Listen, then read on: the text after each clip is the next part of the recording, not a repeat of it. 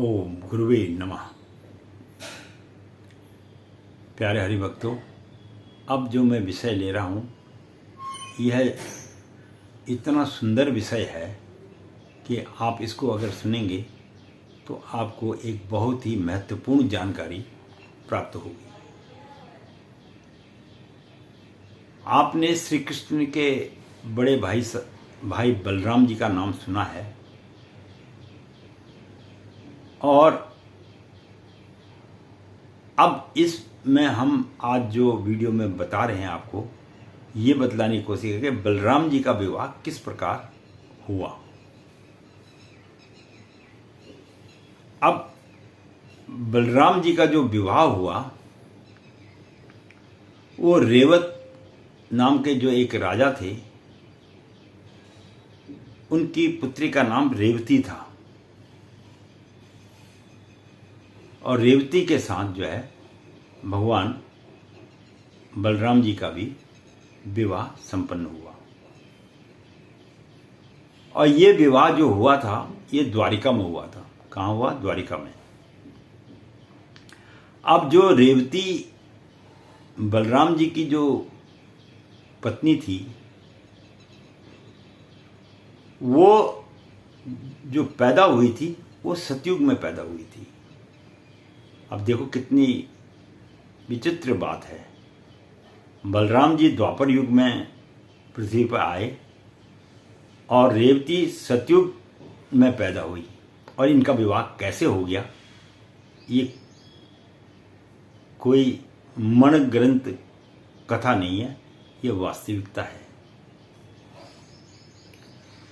अब रेवती का जो जन्म हुआ, पिता तो उनके जो है रेवत थे, राजा रेवत थे, लेकिन रेवती का जन्म भी द्रौपदी की ही तरह अग्नि से उत्पन्न हुई थी रेवती और सतयुग में हुई थी। तो कहा यह जाता है कि सतयुग में जो व्यक्ति की जो उम्र है वो 1,00,000 वर्ष के आसपास मानी गई है और त्रेता युग में ये घटकर 10,000 वर्ष की हो गई है और द्वापर युग में यही 1,000 वर्ष की उम्र हो गई है। जबकि इस कलयुग में ये उम्र वैसे तो 120 साल कहा जाता है पर अधिकांश लोग 100 वर्ष तक तो निश्चित ही जीवित रहते हैं। अब किसी के अंदर में कोई रोग उत्पन्न हो जाए अपने आचरण की वजह से, उसके लिए तो कुछ कहा नहीं जाता, पर मिनिमम 100 साल की उम्र तो है ही है। अब सतयुग में जब लोग हुआ करते थे तो जो उनकी जो लंबाई होती थी वो 32 फुट के करीब होती थी, 32 फुट। और त्रेता युग में जो ये लंबाई घटकर जो है वो हो गई 21 फुट के आसपास। बहुत सुंदर टॉपिक मैं आपको बता रहा हूँ, ये समझने वाली बात है। और द्वापर में यही लंबाई जो है 11 फीट की आसपास हो गई थी। इसलिए जब महाभारत का युद्ध हुआ था उस समय अधिकांश वीरों की या मनुष्य की जो लंबाई थी वो 11 फीट के आसपास थी, चाहे भीष्म पितामह हो, जो भी हो, द्रोणाचार्य वगैरह, सबकी उम्र, सबकी लंबाई जो है ये 11 फीट के आसपास थी। अब आ गया कलयुग, तो कलयुग में तो आदमी 5.5 फुट से लेकर 6 फीट तक नॉर्मल माना जाता है। इसके बाद कोई विशेष ही व्यक्ति होता है जिसकी थोड़ी सी एक आदि जिसकी लंबाई इससे ज़्यादा होती है। अब प्रश्न यहाँ पर ये होता है कि जो आपके कृष्ण के भैया बलराम जी थे, रेवती के साथ उनका विवाह हुआ किस प्रकार। तो राजा रेवत जो है जब देखा उनकी कन्या पहले तपस्या में लीन थी तो उन्होंने ब्रह्मा जी के पास गए, पृथ्वी से ब्रह्मा जी के पास गए वो, कि मेरी ये कन्या है और ये इतनी सुयोग्य कन्या है, इसके लिए इस पृथ्वी पर अच्छा योग्य वर कौन सा मिलेगा, और मेरी लड़की को एक शक्तिशाली पति की आवश्यकता है। अब वो ब्रह्मा जी के पास जब पहुँचे, ब्रह्मा जी से वार्तालाप करने के बाद जब उन्होंने उनको बताया, उन्होंने बोला कि द्वापर युग में कृष्ण के बड़े भैया बलराम जी जब पृथ्वी पर आएंगे तो आपकी कन्या का विवाह उनके साथ होगा। और इस बात को करते करते जब वह वापस ब्रह्मा जी के पास से वार्तालाप करके वापस आए, तब तक युग बदल चुका था, यानी त्रेता युग भी चला गया, द्वापर युग आ गया। अब जब द्वापर युग आ गया, अब लंबाई तो घट सकती नहीं थी, वो तो बहुत मुश्किल बात थी कि लंबाई को कैसे घटाया जाए। तो जब बलराम जी के सामने यह प्रस्ताव रखा गया कि आप विवाह, तो बलराम जी विवाह के लिए राजी तो हो गए। अब दोनों की जो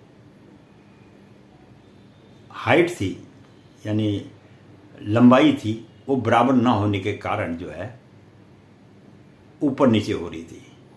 तो बलराम जी ने अपना दिव्य हलधर निकाला और उसके माध्यम से जो है उन्होंने उसको, रेवती को जो है अपने समकक्ष बनाया और उसके बाद उसके साथ विवाह किया।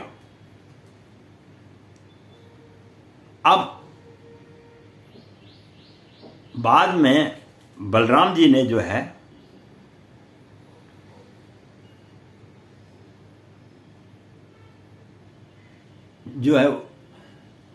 उनकी दो लड़के भी हुए और एक लड़की भी हुई। बलराम जी के दो पुत्र और एक पुत्री हुई, और पुत्र का नाम था उनका निषाद और उल्मुख, दो लड़के हुए उनके, और एक पुत्री हुई उनकी वत्सला। और ये वत्सला वही कन्या है जो अभिमन्यु की पत्नी बनी। और अभिमन्यु ने दो विवाह किए थे, जिसमें एक स्त्री का नाम तो उनका उत्तरा था और दूसरी स्त्री का नाम वत्सला था। तो उत्तरा जो थी राजा विराट की पुत्री थी, और वत्सला जो थे वो बलराम और रेवती की पुत्री थी। और उसके बाद अभिमन्यु का भी एक पुत्र हुआ। अभिमन्यु का जो एक पुत्र हुआ उसका नाम राजा परीक्षित था। क्या था? राजा परीक्षित था। और राजा परीक्षित के बारे में तो आपने भागवत कथा में सुनाई है। अब वत्सला जो उसकी दूसरी पत्नी थी, उससे भी एक पुत्र उत्पन्न हुआ। अब उस पुत्र का नाम क्या था? उस पुत्र का नाम था बर्बरीक, जिसका महाभारत में अपने में एक विशेष जो है कार्य है। और वो इतने धनुष में निपुण थे कि वो एक ही बाण में समस्त सेना को परास्त करने की ताकत रखते थे। तो जिनसे भगवान श्री कृष्ण ने जो है दान के रूप में उनका मस्तिष्क मांग लिया था। तो ये मैंने आपको थोड़ा सा दाऊ भैया बलराम भैया के विवाह के विषय में कुछ अवगत कराया है। आशा करता हूँ कि आपको यह वीडियो बहुत अच्छी लगी होगी और ऐसी ज्ञानवर्धक वीडियो देखने के लिए पंडित गिरीश तिवारी के साथ अपना सहयोग बनाए रखें। और मैंने आपसे ये वादा किया था कि मैं आपको शास्त्रों के विषय में तो ज्ञान कराऊंगा ही, क्योंकि इतनी ज़्यादा वीडियो एक दिन में हम लोड कर नहीं सकते, बना नहीं सकते। इसके लिए थोड़ा सा समय तो लगता ही है। और देखते रहिए और अपना समय के हिसाब से ज्ञान की प्राप्ति भी करते रहिए। और अगर आपको कहीं पर भी इसमें थोड़ा बहुत भी आनंद आता है तो सब्सक्राइब ज़रूर कर देना, ताकि जो भी मेरी अच्छी वीडियो होती हैं, चाहे वो धर्म संबंधी हो, चाहे वो ज्योतिष संबंधी हो, किसी प्रकार की हो, और या ज्ञान संबंधी हो, तो वो आप तक पहुंच जाए। और सब्सक्राइब करने का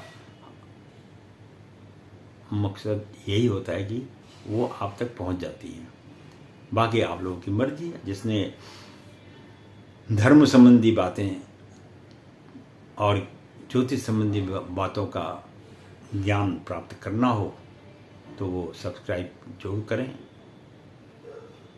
और वीडियो देखने के लिए बहुत बहुत धन्यवाद।